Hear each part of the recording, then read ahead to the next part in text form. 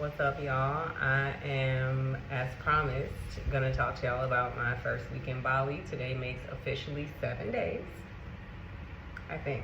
I missed my flight the first day, so it could be 6 days, but I think it's 7 days. First, I wanna just talk about how to get here and going through the visa process.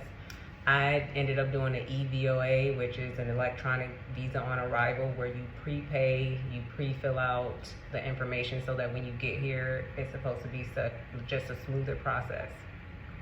Now, my process wasn't a smoother process because when I got here, the whole system was down. Everything was down. Even the Wi-Fi was down, so I couldn't communicate with my driver. So everything was down, and the EVOA, I wouldn't say it was a complete waste of time, but whatever. So I ended up having to get in a very, very long line with a lot of people in it and still go through the regular visa line like everybody else.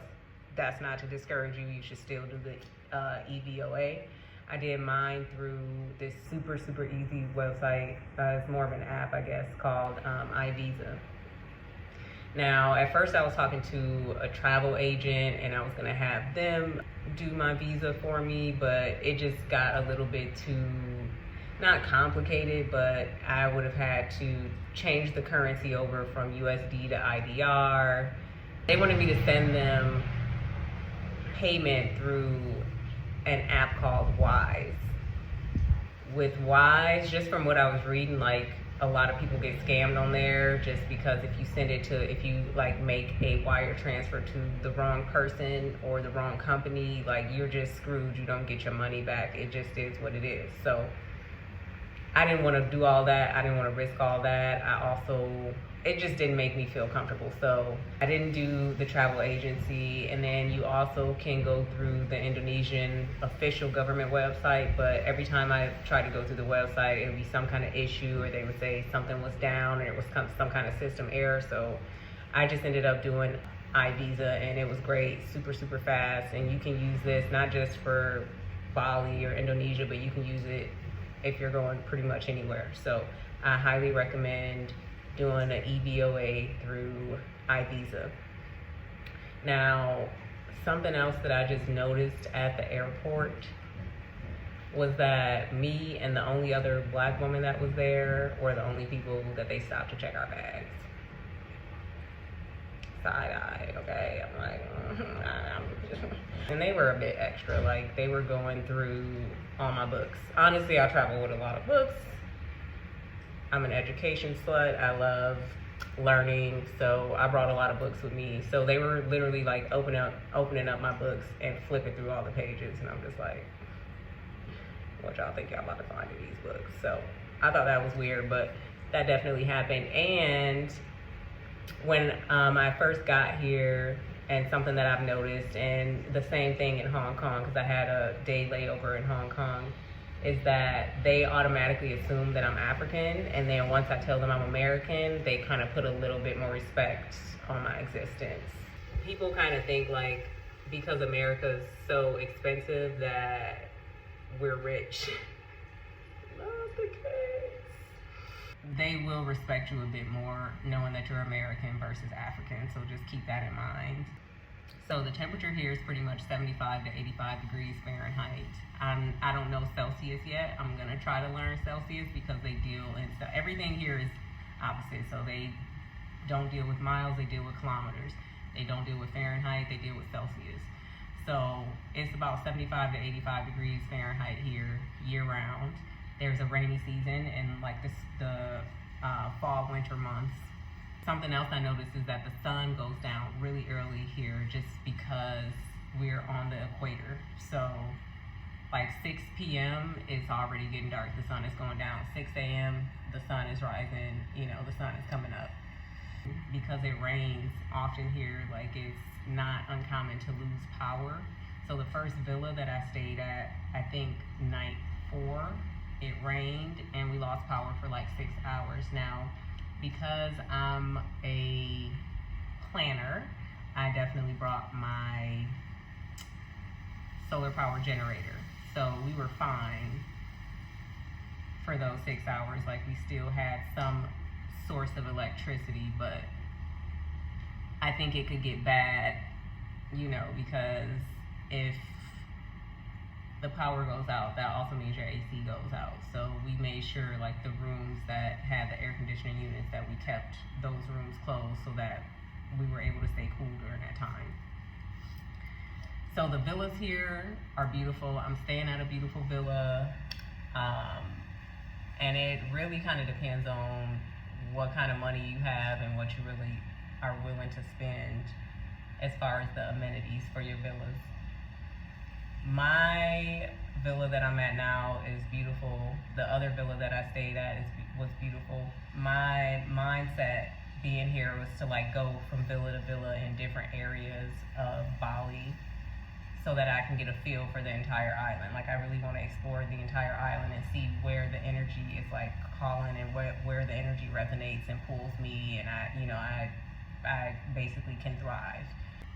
The villas are great prices, honestly. Again, it depends on what you are looking for as far as amenities. A lot of the villas have open living room and kitchen spaces, which I'm not a fan of. It's just too hot. Like it's too many bugs already to be having like an outdoor kitchen, in my opinion. So I just don't want to deal with all that. So I'll pay a little bit extra so that I have like an enclosed living room space. And it's like I said, it's kind of hot. Like 75 and 80 is okay depending on if it's like humid or sticky. Like it's sticky here, so 75, 85 is still pretty hot. Although the villas are beautiful inside, when you step outside, it can look like the hood, okay? Trash and stuff outside. It's just a part of Bali, I guess. And then another thing too is like the stray dogs are, I'm not into it. They look unkempt. Like they look like something that I don't want to touch or to touch me. So I've just been avoiding the stray dogs at all costs. Another thing is you want to try to find a villa that doesn't have roosters. So it's important, like even if you're just coming to visit, to read your reviews on your Airbnbs and on like the villa comments, because some of the places with roosters, these roosters, despite a common misconception, they are loud all day and night. It's not just in the AM. The rooster at our last villa, like my daughter's a heavy sleeper, so she was fine, but I'm not as heavy of a sleeper, so the rooster was really annoying. So that's something else to just look out for. Make sure your villa doesn't have like roosters roaming around. The locations can be kind of confusing. So like I said, I'm in Mengwi now. My idea, like I said, was to move around the island. So like my first villa was in Kadiri. This villa is in Mengwi. I didn't know that Kadiri and Mengwi are the same thing. It's kind of like, if you know anything about like LA County, how it has a bunch of different cities within that county, like that's kind of how it is. So I'm thinking Kadiri and Mengwi are totally different. It's pretty much the same place, so I'm not getting too big of a difference in lifestyle. It would be like North Hollywood being inside of Los Angeles County. Like it's still North Hollywood, but it's also LA. So that's just something to note. Not all the villas are gonna have AC, and if they do have AC, they may not have it in every room. So the last villa that we were at, we only had AC in the bedroom, so we didn't spend a lot of time. Even though the area downstairs was enclosed, we didn't spend a lot of time downstairs except for during the nighttime because it was just too hot. So you wanna make sure like your villa is gonna have AC in all the rooms if that's something that you require. This villa is great because there's AC units in the bedrooms and in the living room kitchen space. And a lot of the villas too, like the kitchen and living room are like an open concept, which I love. I'm an open concept kind of girl anyway. Not all the villas will have hot water, and a lot of the stoves use gas, so it's usually not electric. You want to make sure your villa has hot water. It's just something that we're kind of used to. I think, at least in America, that's like you know, we're just used to having hot water, so you want to make sure your villa has hot water. There's usually a villa manager and a housekeeper for each villa. So your house manager is like the overseer of the house, or maybe they call him a villa manager. I've been calling him a house manager, but he's like, he or she is the overseer of the house. And then you have your housekeeper who comes. Now, having a housekeeper is great. I haven't really cleaned. You know, I do my little part, but it's not the same as like my daily American life where I have to clean up behind myself all the time. Your housekeeper comes, and even like at my last villa, I would tell them like, oh, the housekeeper, I don't need the housekeeper to come today. They came anyway. You know, they're gonna come anyway. So they want to maintain the integrity of the home. So the housekeeper comes, they pretty much clean the kitchen and stuff for you, change your sheets out, will change your towels and stuff out. You know, they clean, they mop, they do housekeeping stuff. So that's really nice to have. And then you still want to clean up after yourself a bit. Like, you don't want to leave crumbs. Like, if you're eating something, you don't want to just drop crumbs and be like, oh, the housekeeper's just gonna get it, because the bugs here, they kind of gangsta. Like, they be on it. So if you leave crumbs laying around, you're gonna have ants, and a lot of them, they gonna be like on that food, okay? So make sure you clean it up after yourself. This is a tropical area, so of course there's gonna be bugs everywhere. This villa, I really enjoy that they spray for mosquitoes. I have been putting clove and citronella in my lotion so that I'm not really like getting beat up and bitten up by mosquitoes. But this villa, they spray for mosquitoes. My last villa didn't, and you could see like the mosquitoes and stuff on the windows, like trying to get in, trying to get some of this good, get some of this good O positive. But this villa, they spray for mosquitoes, and I haven't seen a mosquito here yet. So just know, like, you can't escape bugs. Oh, I also got into a fight with a really big spider in my last villa. It was huge, probably the biggest spider that I have seen yet. And typically, I'm like the, you know, love all of creation type, and if I see like a spider or something in my house, I'll usually use like a bowl or a cup and like put it over it, and then I put a piece of paper over it, and I'll go let it outside. Not that spider. We had to square up, and I mean, I won, but it was a battle. I was sweating and everything. So just know, you know, there's gonna be bugs. This is a tropical island. You can't really escape the bugs. You can just prepare yourself. So what I did, there are these plug-ins that I used at my last house, because my last house was in the woods, so we also dealt with bugs. I really feel like living in the woods in Ohio like prepared me for some of the things that I would deal with here. Very, very interesting how spirit works. But there's these plugins that you can use that let off a frequency that bugs don't like. It's like a sound frequency. It's not enough to harm you or your pets, but I brought those with me. So it takes like 10 days before they're fully in effect. So it's really not gonna make a big difference in like these villas when I'm just staying here, you know, staying at a villa for a week or 2 weeks. But once I get into my actual home that I'm gonna stay in, like I plan to use those. So just think about little things like that. You know, if you're planning on coming here, I would recommend you get some of those. I'm gonna put the link for those in the description box. And you wanna get all of the things that you think you're going to need before you get out here, because it's not like I'm an Amazon Prime girl. You're not gonna be Amazon Priming things in Bali. It's just gonna be way too expensive to import it. Now they do have their own like kind of version of Amazon Prime called Tokopedia. Tokopedia is great. I haven't quite used it yet because the shipping takes like 7 to 10 days, and I'm just moving around so much. I don't want to order something and then it's like I'm not here when it comes, or I've changed villas. All the villas also won't have like your typical TV, you know, this. Oh, also with the like television and stuff out here, I ended up having to get a VPN. I used ExpressVPN. It cost me like $6. I don't know if it's monthly or what. I don't know. I think it's $6.99 or something monthly, but some of the TV shows that you watch in America, they just don't allow on like TV or Netflix here. Like, I was trying to watch All American. It's not on Netflix here. House of the Dragon. I'm like, why can't I watch House of the Dragon?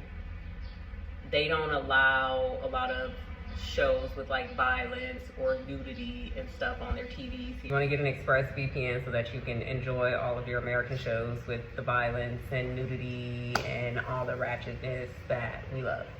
Just know though that all the villas aren't going to have a TV. And all the villas also aren't going to have Wi-Fi. You want to like read the reviews and make sure that the Wi-Fi is actually good, because sometimes they'll say like, oh, we have Wi-Fi, but it's not great Wi-Fi. And then you also want to get these conversion electrical plug units, because I don't know if we use type C. I think we use like type A or something for the wall plugs, but you want to make sure that you get wall plugs that are going to be able to convert so that you can still use all of your American electronics. The food, okay, the food is so cheap. Probably for like 2 people, myself and my daughter, we probably spend anywhere from $25 to $40 a day on food. And we aren't cooking this food, we're ordering food. I haven't cooked since I've been here and I'm loving it. The food here is great, it's really fresh. Like, I had some orange juice the other day and it was a party in my mouth, okay? It was like, I don't know what the hell Simply orange juice is or whatever it is that we've been drinking in America, but it ain't real orange juice. Like, the orange juice here tastes like oranges and it's really fresh. Like, it is a party in your mouth. The food here is great. It's really inexpensive, non-GMO. They use a service here would be equivalent to like our Postmates back home, but it's called GoJek. They deliver your food. They're really, really kind. Like, that's another thing, is the locals here are so kind. They're so respectful. Like, everything is like Mrs. or Miss or ma'am or sir. I mean, I haven't been called sir, but you know, I'm just saying. Everybody here is just really, really kind. So GoJek though is an app that you definitely want to download if you're gonna come here, because that's where you're gonna get your food deliveries from. Oh, something else too that you'll see everywhere here is offerings. They are very spiritual people here. They practice Hinduism. And their main deity, the name is so long that I cannot even tell you, but they do honor the 3 deities of Hinduism here. And you will see offerings everywhere to the gods. And they'll have like flowers and crackers and stuff. So if you ever see them, do not step on them. Do not step over them. Don't disrespect the gods here, or you shall pay. So if you see them, you know what I mean, just respect the offerings that they leave out here. They leave them everywhere. Getting around here is crazy. The traffic here is crazy. It is like nothing that I've ever seen before. I've never been like nervous or afraid to drive. I'm actually more of an aggressive driver, but driving here is like out of this world. They don't really respect the traffic lights. Like yesterday, my driver was driving. Somebody hit us from behind. He had to like get out and look at the car, because the roads here are like one ways. Like, it's not a road that's really meant for 2 cars to go down. So a lot of the roads are so thin that like you really kind of have to share the road and flow with it. Like, you can't be like a nervous driver that's always stopping. You're gonna have a lot of issues here. And a lot of people drive the scooters here just because it's easier to get around. For me, because I have so much luggage right now, I'm actually requiring 2 cars. So I'll have a car that just puts my luggage in, and then another car for me and my daughter. So we have our own driver. And our driver is so nice. Like, the driver that came and picked us up from the airport is like, can I be your driver like while you're here? I'm like, yes. So whenever I need transportation, I just call my driver and they make it happen. And even if he can't come, like, he'll send people that work for him. And for like, you can get a driver for like 6 hours for about $60. So for me, that's like a couple Uber rides. Like if you get an Uber to and from a place, you're probably gonna pay 25, 30 bucks. So I think that's a great deal to be able to have a driver for 6 hours, and they don't necessarily charge you by like how many places you go. They just charge you for the time, the length of time that you have them. So my driver is like $60 for 6 hours, and they'll take me wherever I want to go. It's really great. They also like get my bags and stuff for me, so I don't have to worry about any of that. Now, medical here, I highly encourage you, if you're gonna travel here, or if you're even thinking about coming here to live, like you need to get travel insurance. Just don't be irresponsible and not get travel insurance. There's something here called Bali belly from the water. So the water here is not non-potable. Like you're not supposed to drink or ingest the water. So we have been using the filtered water. But if you end up with like Bali belly, you're gonna need like your travel insurance to be able to cover your medical expenses. Given medical expenses are way cheaper here than anything that you're gonna find in the US. For example, tomorrow my daughter has an eye appointment, and I reached out to them, the optometrist, and I'm like, what, just trying to figure out what I need for her to have an appointment. And they're like, oh, the exam is free and you can just walk in anytime and we'll take care of you. I'm like, what? So probably the only thing we'll end up paying for are the lenses. So medical here is less expensive, but you still want to make sure that you have some type of travel insurance. And for myself and my daughter, I paid $130 for the both of us for travel insurance for 6 months. So just get travel insurance. Don't like try to go without it. And then the last thing I can say about Bali is it is extremely safe. There's virtually no crime here. You see children walking on their own. They're not being bothered or harassed or picked up. You know what I mean? At my last villa, I actually didn't realize it until the next day, but I had slept with the door unlocked and I felt completely fine. Like I didn't feel any anxiety or like, oh, something could have happened. Like Bali is a really safe place. From what I hear, there is some pickpocketing and stuff in the more touristy areas, but besides that, you really don't have to deal with crime. So that is my week 1 synopsis of life in Bali. So far, like it's got its pluses, it's got its minuses, but for me, like the cost of living, the quality of life is just a lot better. Really all I wanted was clean food, clean air, clean water.